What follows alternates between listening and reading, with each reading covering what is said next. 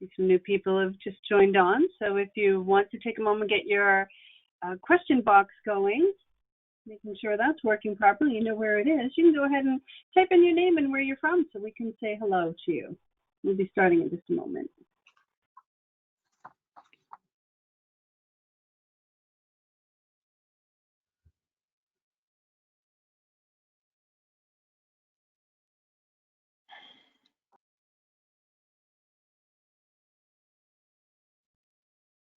All right, I think we're just about ready to start. Good afternoon, everyone. For those of you who are just signing on, my name is Gabby. I'm Jett Foundation's Marketing Communications Director. Today, as part of our virtual workshop series, we are joined by Lisa Drennan and her colleague Caroline of Merge Diverse Abilities Inclusion Consulting. Lisa will be sharing her presentation and answering any and all questions, so please use the questions section throughout to share any thoughts or questions. And with that, I will pass it over to Caroline.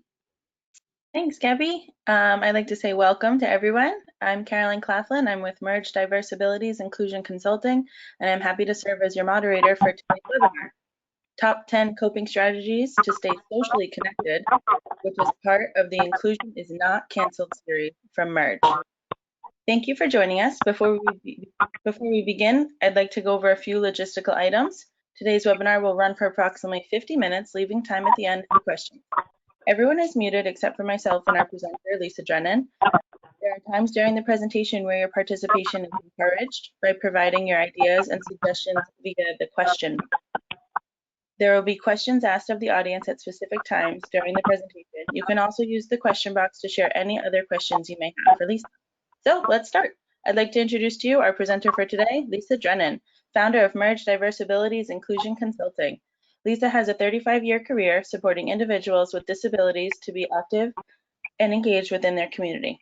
Starting as a direct support professional at New England Village in Pembroke, Massachusetts, a residential community for adults with developmental disabilities, she climbed the ranks and expanded her experience to be named the director of the Solar Wellness Center, a first-of-its-kind building offering aquatics, fitness, music, art, and education specifically designed to meet the needs of persons with developmental and physical disabilities.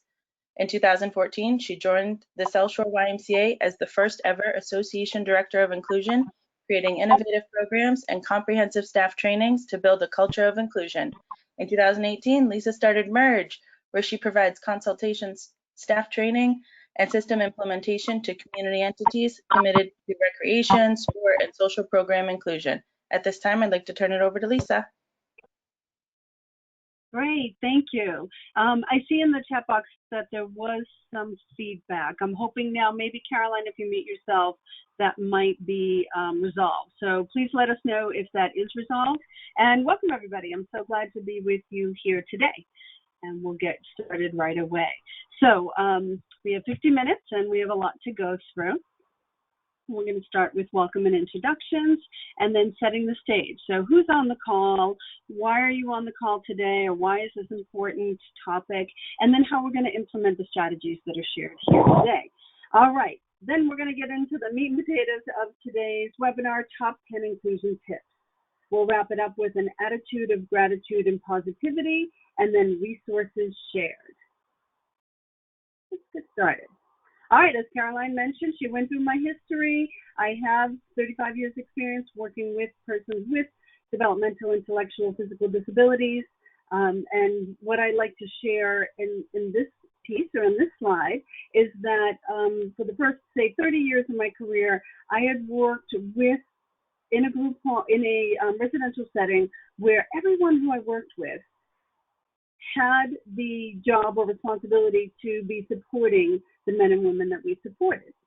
So my interest is always in recreation and enrichment, and that's where I really found that a person could find their passion, their gifts, and feel like they belonged or were valued within the group or the community. When I moved over to the South Shore YMCA, what became immediately apparent was that the staff of the YMCA, so it could be a camp counselor or a membership staff, maybe it was a Zumba instructor or whatnot, that in order to be inclusive and run programming where they would welcome persons with diverse abilities, I'll get into that term in a moment, that they needed some strategies and help, and they didn't have that background. So it became apparent that until we really work with the rest of the community, authentic inclusion of persons with any type of diverse ability is going to be a challenge. So that's why I started Merge. I work with recreation, sport, camp, any community organization that provides something for the general population, and I teach them how to be more inclusive in their practices. So let's get started. I use that term diverse ability. So what does that mean? So what it means to me is that people interact, they learn, they participate in different ways. And it can be impacted by if they have a physical disability, learning disability, perhaps a psychiatric or neurological disorder, autism spectrum disorder, perhaps invisible or hidden disabilities, intellectual or developmental disabilities. So if you take all those different ways that a person can interact, learn, and experience in the world around them, that's why I use the term diverse abilities. Because to me, it just says that if we have a group in front of us and we're offering something, that we should be mindful that people may be coming from all different places of how they would participate. So that's my term diverse abilities. And then the second half of my company's name, Merge Diverse Abilities, Inclusion Consulting. What does inclusion mean to me? So I just like to be clear with my audience that inclusion is when an organization, an entity, a group, whatnot, that there is intentional planning for the success of all. So I work to try to teach not as much specialized or adaptive programs. That can be part of what inclusion looks like, but I work to really push those boundaries for an organization to think about how they can include in anyone with any type of diverse ability. So just like to clear that up and get that,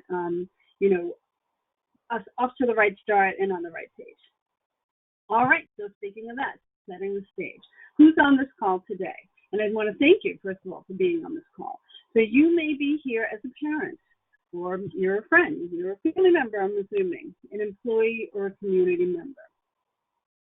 But you also may be on this call as a person, right, who may also benefit from these strategies. So we're going to keep that in mind throughout the presentation. And then who else should be on this call? Really anyone, because inclusion means all, now more than ever. And what I'm sharing are strategies or ways of thinking in this current situation that can be applicable at any time, which we'll talk about in a moment now. So why are we spending time learning about inclusion strategies and why now? And the number one reason is they are good for all, and not just persons with diverse abilities or their family members. It's good for everyone to understand the strategies that we're going to be going over. And when I first was asked to create this presentation, I had a series of trainings for the Massachusetts Library Association, and they were to start in March and April, and that didn't happen, of course. So what had happened is they asked me, can you take what you learn and make it applicable to now? Because now everybody's at home and they're struggling with isolation and whatnot. So that's how this came about. And it really is important, and now more than ever, inclusion strategies are good for all. And they help us to address loneliness, fear, depression, anxiety, and isolation. So we're going to talk a little bit more about loneliness in a bit. And these strategies that we're going to discuss together today will be applicable now and in the future.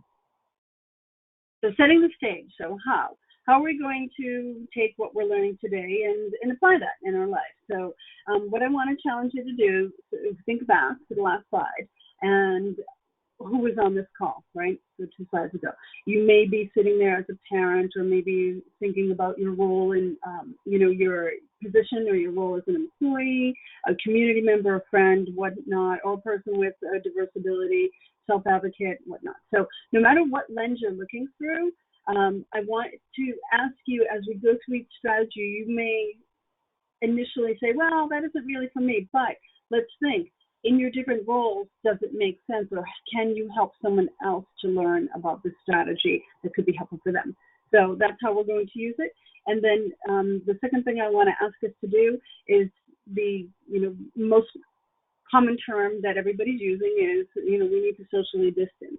Well, I really want to challenge that. I don't want us to socially distance. I want us to physically distance to be safe, but I want to take that word social back. It's so important now more than ever that we consider how we can continue to socially connect while we're physically distancing. And that we realize that we all have a responsibility to all members of our community, right? So that, and this is a good time to be thinking about that, is that, this entire planet is going through this pandemic right now, and maybe it is a good time for us to think about how we all can help everyone to succeed and successfully get through this and navigate the challenges that we have in front of us. So with that being said, I'm going to start with my top 10 strategies. And this is a really good point for me to share with you that, number one, I'm happy to share the slide deck with anybody who just send me an email. But if you want to take a screenshot or whatnot, go to it, right? So anything that you find of interest here that you'd like to, I welcome you to do that. And number two, as I go through these strategies, I would like to ask you to have an understanding that any suggestions that either I provide or somebody within the audience does, that it's done within the CDC guidelines, right, safely. So we keep that in mind. So coping strategies for all during a time of isolation and uncertainty. Let's get going. All right, so number one, getting in the right mindset. So in this place, it's a great place for us to start this webinar and really, get into the strategies here. So it's a reminder for us all to be thinking about our mindset as we approach situations. Now, our mindset for ourselves, or how we can help others as well. So we'll start with, I'm stuck at home, or, it's summertime and we're all stuck at home. So instead of saying I'm stuck at home, maybe we switch the word and say I'm safe at home and get to spend more time with my family, okay? You can see other examples there, but I'm going to go down some and go down to there is too much uncertainty right now. Absolutely, particularly, happening now and in the past couple of weeks. And so getting in the right mindset might look like, while I can't control the situation around me, I can control my actions. We're going to take a moment in a couple of slides to talk about what we can and cannot control. All right, coping strategy number one, the next part of this getting in the right mindset. I think it's important that we take a moment to recognize that over the last few months, we've all experienced some type of loss or grieving, or we may have, right? So whether that's special occasions or canceled vacations, however it is that what you've lost, I think it's a great time for you to share that with us. So I'm going to share, but while I am sharing, I want you to think about what have you lost or what are you grieving that since this pandemic started. And I'm going to ask you to go ahead into the chat box and go ahead and type away something that you'd like to share with the group here. So for me, I really miss working out at my local YMCA. It was something that I really enjoyed, and seeing my colleagues and friends there, and it was something that I really missed, having that atmosphere. I did have a trip to Italy planned to celebrate my 30th anniversary in April, and of course that didn't happen. So there are things that I felt like were a loss or that I'm missing right now. So what are you missing, and what would you like to share with the group right now? Go ahead, and if you can open your slide, if you can open on your question box there, you can type right into it. What are you missing, or what are you looking forward to getting back, or what are you grieving right now or missing? So go ahead, and Caroline, if you'd like to share what comes up.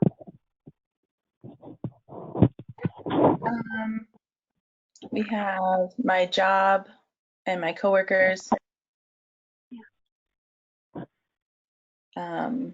My son's clinical trial was canceled.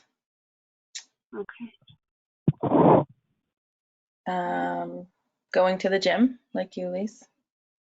Yep. I see you taking my grands out and about. Yeah, that's sure. Now, Caroline, I'm not sure if you can see it, but there's a little toggle area on the question that you can go up and down and catch ones that we might have missed. Okay. Okay. I see things like going to the movies and mall. Yeah, I missed that too. Anything else? Anything else that you're seeing there, Caroline? Yeah. I was supposed to go on a trip with my husband and friends to Jamaica for the 40th birthday and other trips with family. Okay. So thank you for sharing that. Whether you just shared in your own head and kind of went through that process, or that if you shared with the group, I do appreciate you taking that time to share. So we're going to move on to the next slide. All right, and we talked about, things we can and cannot control. And on the outside blue area of the slide, you see the things you can't control. So we're going to let them go, right? So you can't control other people's decisions or how they react, or they're going to wear a mask or not, how long this will last, the amount of toilet paper at the store. We can't control those things. But so we want to be focusing on what we can control, okay? So if we look in the inner box, in the inner circle here, things that we can control, we can focus on that. My attitude, is positive, my kindness and empathy to others, how I'll follow CDC directions, so on and so forth. So whether for yourself or you try to help somebody else get in this right mindset, we're off to a great start here today with our coping strategy number 1. All right, number 2. Facilitate social connectedness. All right, and this is an exercise we're going to go through to help others to get and stay connected. Okay. So we're going to work to overcome physical distancing with social engagement. And how we're going to do that? So before we start, I want to talk a little bit about loneliness. So a quote that I want to share with you, because loneliness is a huge issue. And it's something that was actually, before the pandemic, was recognized as a health epidemic. Britain actually appointed a minister of loneliness. So it kind of really speaks to how important this topic is. So think about now, we're in the middle of this pandemic, and I want to share this quote for you. An interesting thing about loneliness, it doesn't matter how many people around you. What matters is how you feel about the quality of the relationships. Is it valued, reciprocal? Are their gifts shared? Okay. So the effects in overall well-being can be decreased when somebody's experiencing loneliness. Immunity can be decreased as well, and stress hormones can be increased. Sleep difficulties, so on and so forth that people may experience. So what I like to point out here is that for persons with any type of diverse ability or disability, they experience loneliness and isolation much more than typical fears. So what we want to think about here is that for somebody with a disability, who would be more likely to experience isolation and loneliness, think about their social network. Typically it's, perhaps paid staff where they live, perhaps it's family members, perhaps it's somebody who comes in and helps them aides, or somebody who's paid to come in and provide, either social or interactive activities with them. So, or other people with disabilities. So that's generally, I think the statistics are somewhere around 92% of the connections that a person will have with a disability fall into that category. So they're much more higher risk of not really experiencing that true, authentic, valued, reciprocal relationship. So we want to think about that, and that's what this exercise is about, how we can help to facilitate social connectedness. All right, let's be part of the solution. How are we going to do it? This exploration exercise to discover and use a person's gifts to make social connections. So let's get started. Step A. We're going to explore someone's gifts and passions. So I want you to think about someone who you believe needs some help with social connectedness. Could be a family member, a neighbor, friend, whatnot. So think about that person. Here's the question I'd like to pose to you. Think about someone who may need help in making social connections. Again, your child, a neighbor, family member. What is lovely about this person, right? How do they light people up? What are their gifts? So gifts meaning, what do they bring to the world? What is something that they're interested in, passionate about, whatnot? So we want to think about that. I'm going to share my example of who I'm thinking about, and I'd like you to share in the question box who you're thinking about. All right, so I'm thinking about this young man who lives in the community, and he is really interested in music. He can learn music so quickly, a new song, loves learning the lyrics and how to play, guitar along with it, and loves to share that talent or that gift with others. So that's who I'm thinking about. I'd like to ask you, who are you thinking about? All right, and who is it that you believe could use some help with making a social connection? What are their gifts? So I want you to go ahead and share in the chat box, all right, what we came up with. Who are you thinking of? And Caroline, do you have any responses? Yeah, we have one. I'm thinking of my sister who struggles with relationships and is now at home alone with herself and her work, might need help connecting. I'm thinking of someone who's extremely creative and artistic, and someone who is interested in fitness and enjoys taking yoga classes. Okay, great. Good. For the sister, the first one that came up, I just wanted to ask if you're willing to share, what is it that, what makes her lovely? What are the gifts that she could share with the world around her? What are her talents? What are her passions? She is very empathetic. Empathetic, great, okay. We had another one All come right. up. Someone's thinking of their son. He loves art and drawing. He's very smart and inquisitive and creative. Okay, so art and drawing. Okay, so we want to be thinking about like that empathy, the art, the drawing. What is it that, that they can give to somebody else? So we got that. We have somebody with fitness and art. So we're off to a great start. I'm going to go on to the next slide, unless there is anything else that came in. That's it for now. Okay. All right, step B. So we need to start thinking about sharing these gifts to create a connection. So who in your community needs these gifts? And in my example, I'm going to share, right? I want to be thinking about making that connection based on the common interest, right? That's ideally what we want to get to.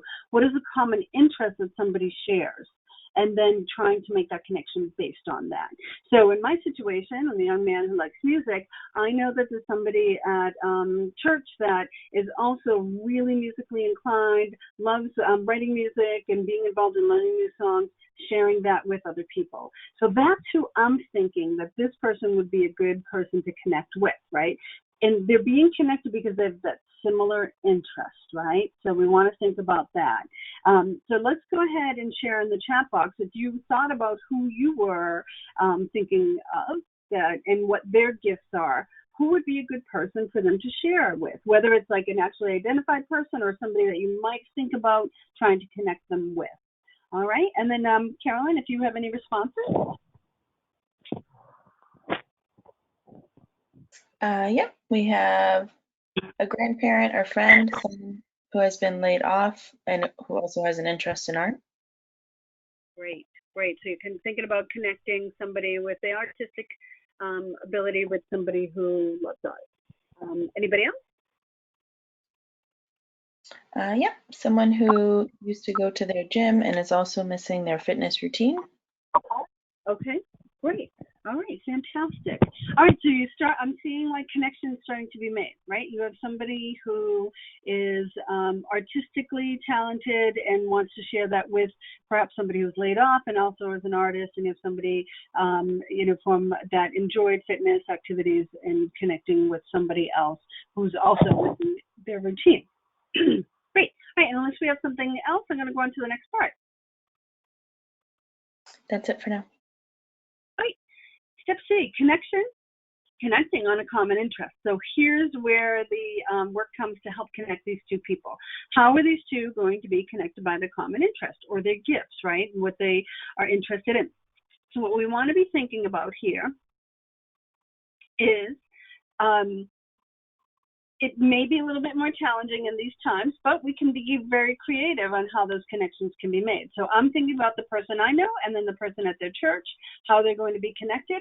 I may help to connect them or suggest that they can connect it online and create a song together, and or perhaps put it up on YouTube. Or they can, start some kind of group on Facebook where they're, interested in older music, something of that nature. So you start to create something where they are going to work together on that. Another way that we could, still following, being physically distanced, is, perhaps they can share their music out with the public, but in a way that is safe, right? They're just distanced, and, maybe one has a porch and they can sit out there still following guidelines and be able to share their music together. So we're looking to make that connection. So let me ask you, if somebody shared an idea there, if there was anything shared, how are you going to connect these two people, right? What will be that mode that will happen right now for them to be connected? And I welcome you to add that into the chat box or the question area if you'd like. All right. And Caroline, what do we have for some responses there? Yep, we have asking this person to draw or paint, make a card, and send it to someone. Okay, great. Perfect way. Perfect. So start making a connection, maybe back and forth with, a drawing or painting, and then encouraging, I'd like to see some of your drawings, and then maybe there can be a connection going back and forth. Okay. Inviting to virtually explore a museum together. Oh, perfect idea. All right. Two people like art, they can do that virtually, and maybe they can't go to a museum right now, but they could go to perhaps explore something virtually. Anything else? Yep. Ask this person if they want to sign up to take a virtual yoga or fitness class together. Okay, perfect.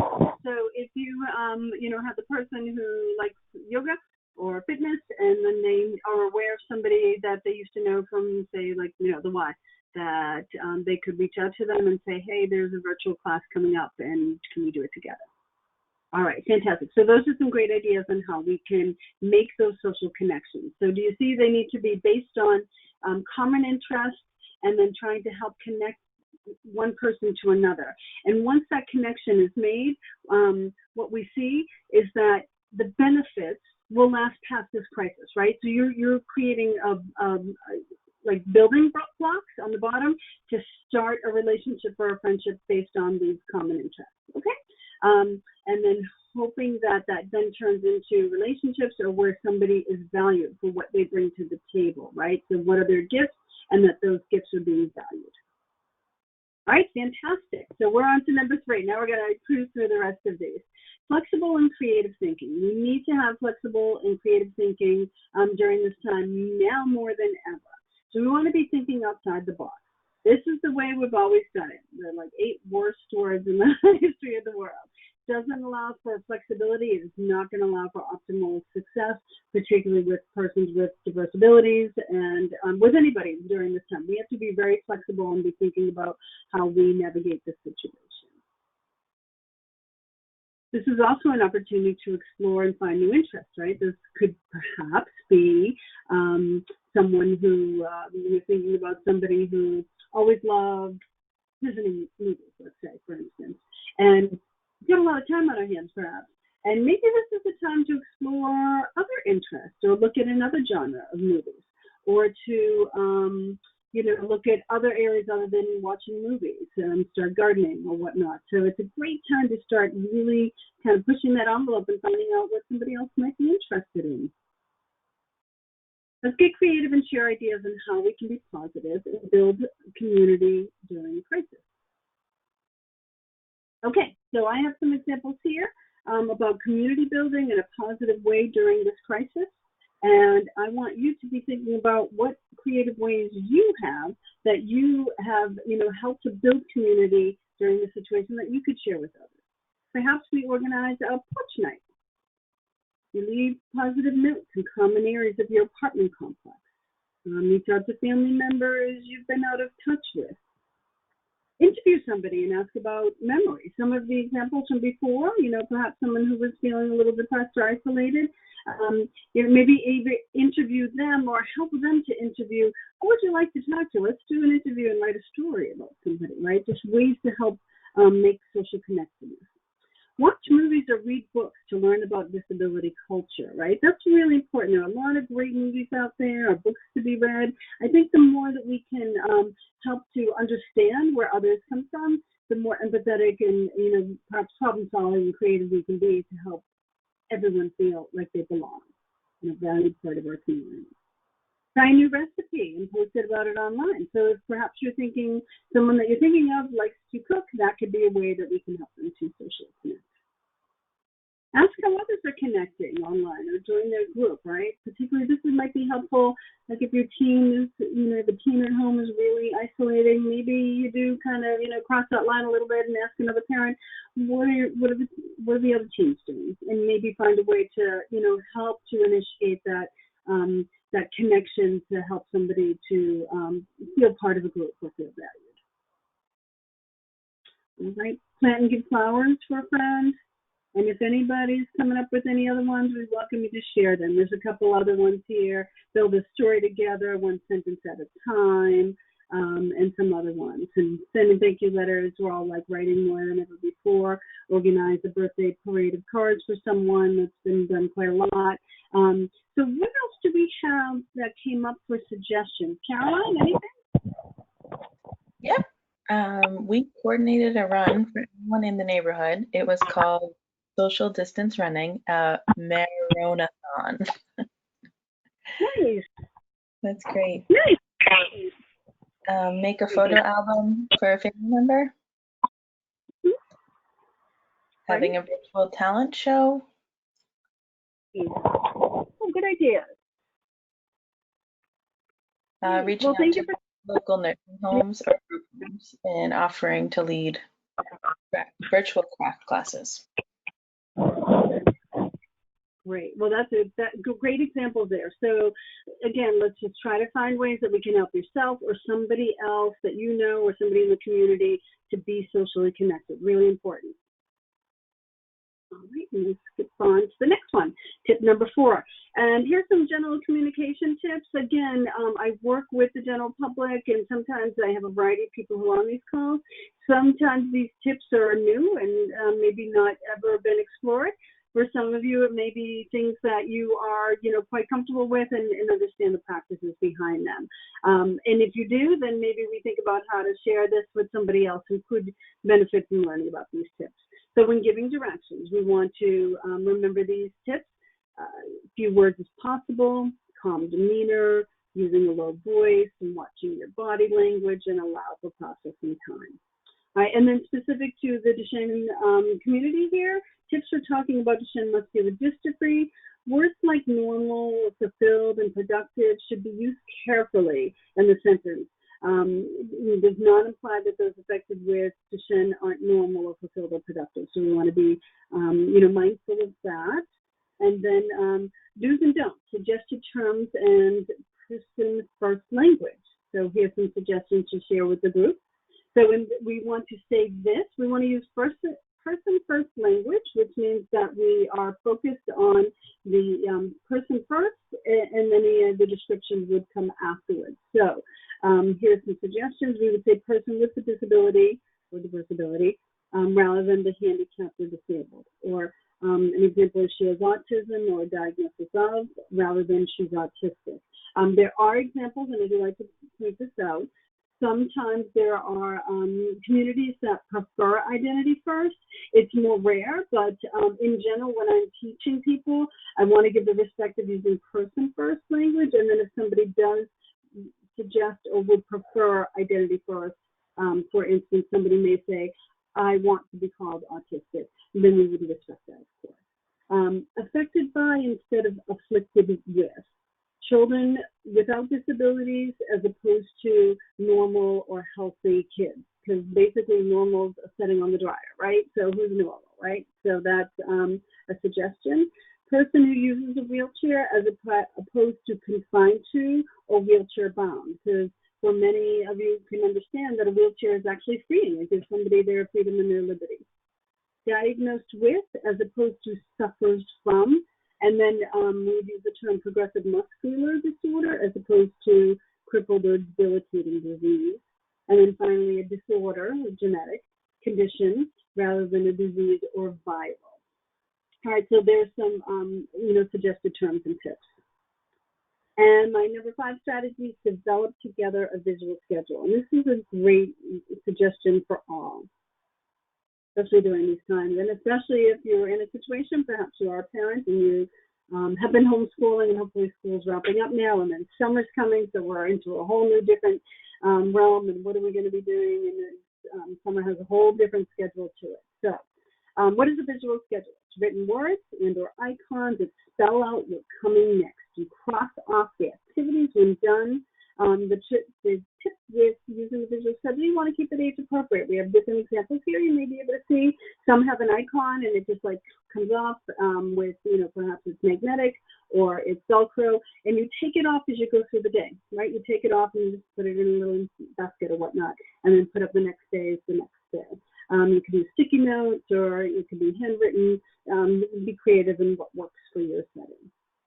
Being able to see the sequence of events helps someone to feel comfortable and in control of their day, right? And it really helps with structure right now, and I think structure is really hard because most of us are not able to do that now, especially with summer coming, we might need a little bit more structure. It's a great tool to process change. Here I made an example of what you may be experiencing in the Duchenne muscular dystrophy community. So take medications, wear AFOs or use a cough assist machine, maybe take a virtual class, physical therapy, play a video game, read. So just some suggestions, and you would create that in whatever works for you. So for instance, on this one, say physical therapy was supposed to come after your class, but they canceled and there's a change. So help to process that change. You would just take it off, cross it off, and put it on the next day. So it's a great tool for that. And maintain consistency with the schedule as much as possible. Structure offers safety and predictability. Number 6, set clear expectations. Their expectations are the rules, right? These rules, but we use the word expectations because it's more positive and shows what we want to see. They're created and reviewed with the group or your family or whatever your situation is at the start of each day, allowing for processing time, have them repeat back.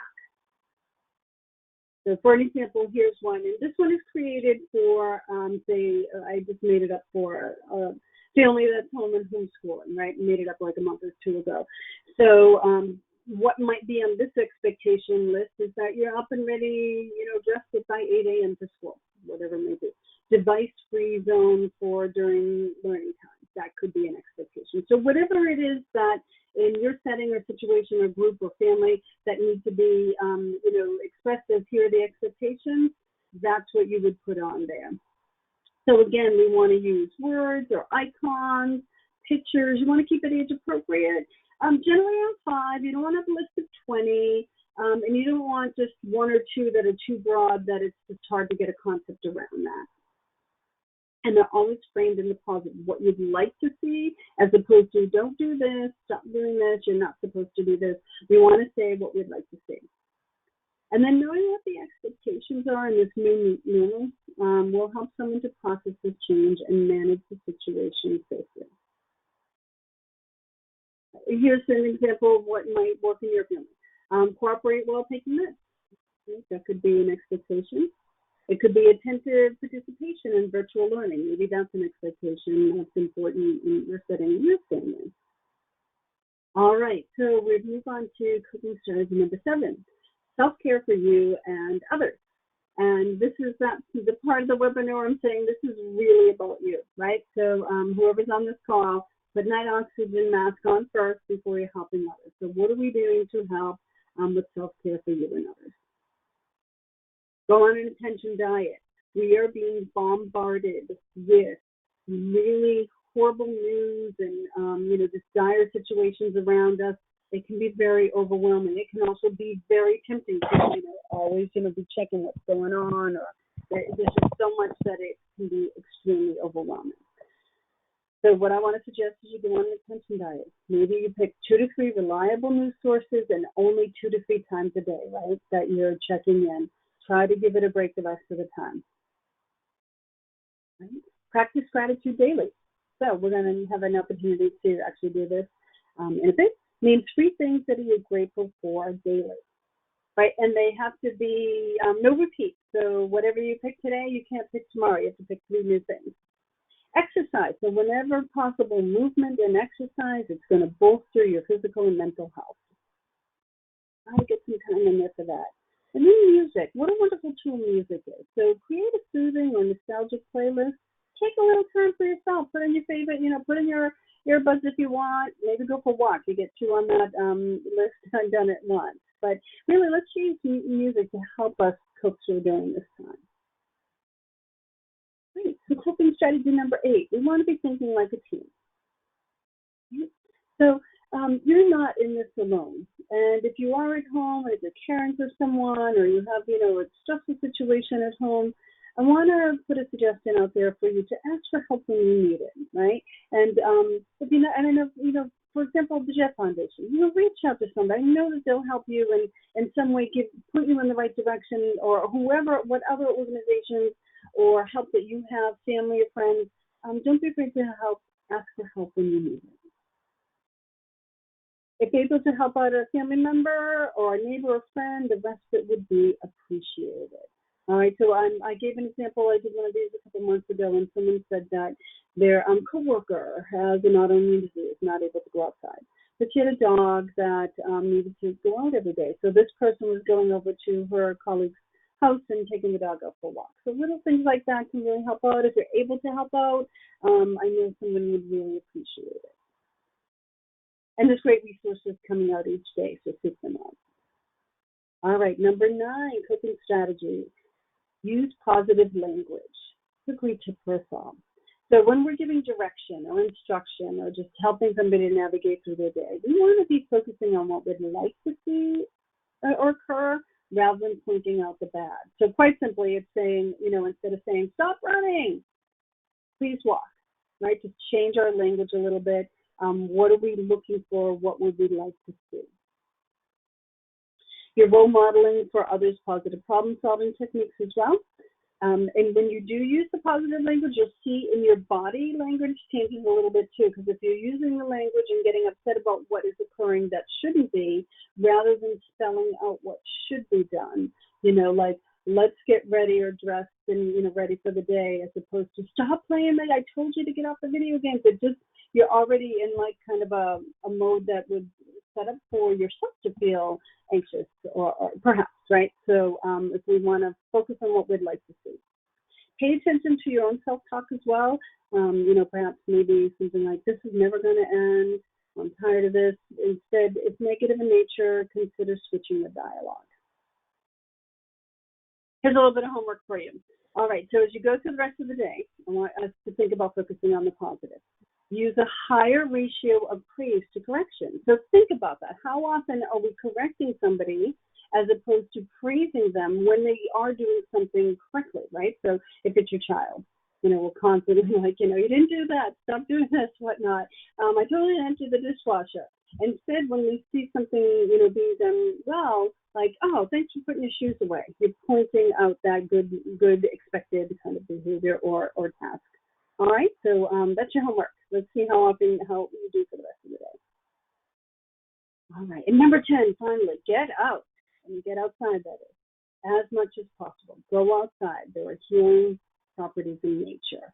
And the weather's beautiful. At least it is here in Massachusetts today. And it's getting much better. It was cold a couple months ago when I started this webinar. But, whenever, get out. Exercise will help you bolster your physical and your mental health.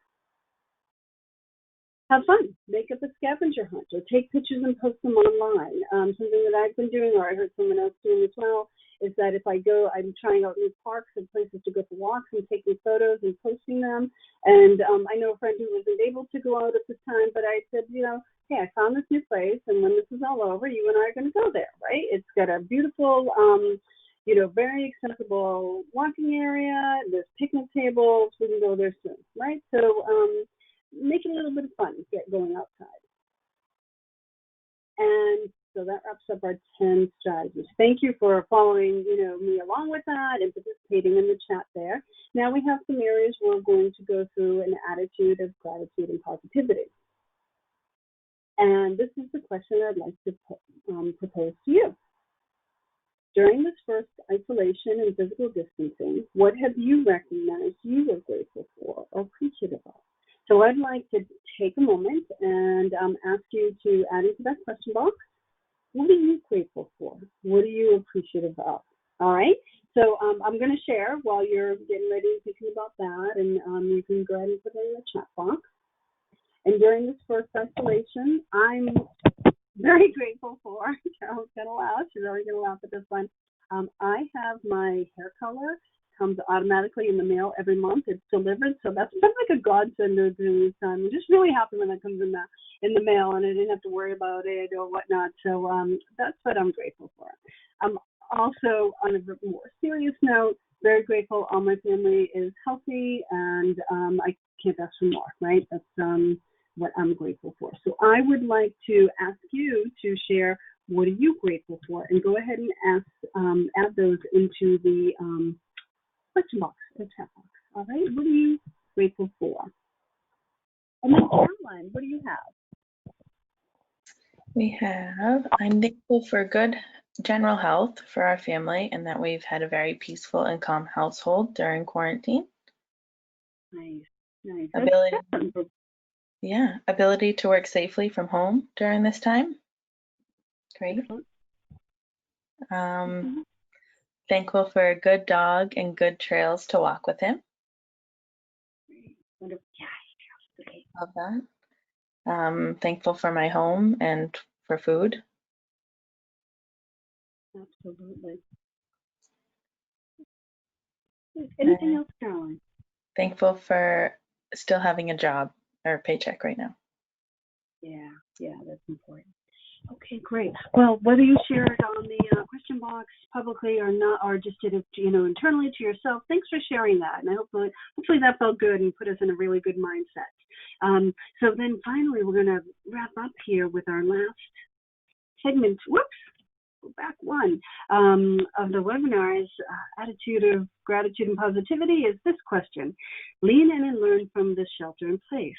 What will be better when we come out through the other side? So I want you to think about that, and you can go ahead and put that in the question box. And I am going to share with you what I think is going to be better for when we come out the other side. So I have always visited local parks, trails, gone for bike rides, running, hiking, whatnot. Always enjoyed that. And what I've been seeing a lot lately, which I think is fabulous, a lot more people out and using those trails and parks, safely, of course. And it's so nice to see, and I can tell a lot of people are new at it. They're kind of looking at the map, they're not sure where they're going, and it's nice to be able to, give them a little verbal direction and help them along. I hope when this is all over that we really value and appreciate the beauty around us, and if you have trails and parks or areas that you can go and enjoy, that we'll continue to do that. So that's what I am really happy to see has been different during this time, and I hope it can continue. So I invite you to write in that question box, what do you think is going to be better when we come out of this on the other side? We have, what do you got? More eye contact and smiles. I think we will appreciate our time with our family and friends more and not take for granted all of the fun, everyday things we can do. Dining out, walking in the park, movies, beach, definitely. Appreciate those so much more, right? Wonderful. Seeing smiles with no mask on. More I know that it's nice when we can it's weird with the mask on, we can't see those smiles, so fantastic. And then just more virtual opportunities for those who may experience isolation all the time, not just during the pandemic. Absolutely, more virtual, absolutely, very, very important, those opportunities. And that's just such a nice way to wrap up, unless we have anything else, Caroline. Just more sensitivity to people's variable work styles. Really good point, really. Like just understanding, where everybody else is coming from, work style or whatnot. So thank you for sharing those. They're really, really important. And I want to kind of end by allowing some time for Q&A. We do have a couple minutes left. Let's see where we are. We have, we're just right on time. So we have a chance for Q&A, but while you're thinking of your questions and throwing them in the chat box, I'm going to skip to the next slide and share with you again. My name is Lisa Drennan. I'm the founder of Merge Diverse Abilities Inclusion Consulting, but I want to share a little bit else about because this is the Jett Foundation, about myself, and that you may find interesting. I have known about and being just a kind of a supporter of the Jett Foundation from when it started. I happen to know Jett's family. Both of my children and participated in their cross-country Jett ride, and I was also an adult chaperone for both of theirs, for segments of it, not the whole thing. And I have an incredible respect for, and just I'm just very passionate about understanding our families in the DMD community and wanting to help support you. So it was just quite an honor to be able to share this webinar with you. Most of the times, the other day I was out for a bike ride and I was thinking about the Jett ride years ago, and I did a segment in Kansas, and it was really, it was fascinating to meet all the families that we did along the way, but knowing we were doing it for a cause. And it was just a wonderful experience. It was really, one of the highlights of my life to be able to participate in that. Fantastic. So I do have that commitment as well on the side, but, in my role and in my job, I do like to share, again, I work with recreation, sport, camp organizations that are for the general population, any community organization. So that could be a YMCA, town rec program, could be a church, library, really anything, any community offering that's out there. I work and I go in and I provide trainings and consultations and helping them to be more inclusive in their practices of persons with diverse abilities.